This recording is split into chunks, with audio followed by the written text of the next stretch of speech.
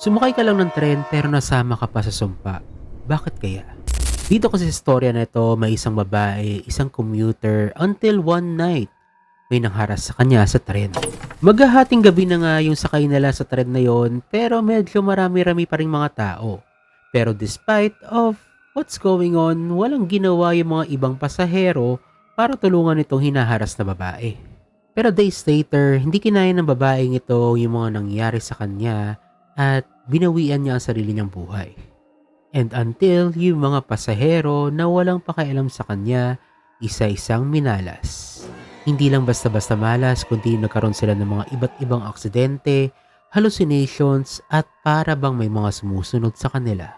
Pero ang tanong, multo nga ba ang may gawa nito? O may iba pang entity behind this all the kamalasan that is going on?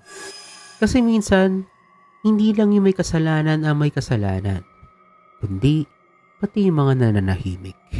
So this movie is called Pasahero na pinalabas noong 2024 na pinapalabas din ngayon sa Viva One. Pero kung gusto nyo nga malaman kung paano minalas yung mga iba't ibang mga pasahero dito, panoorin nyo na rin.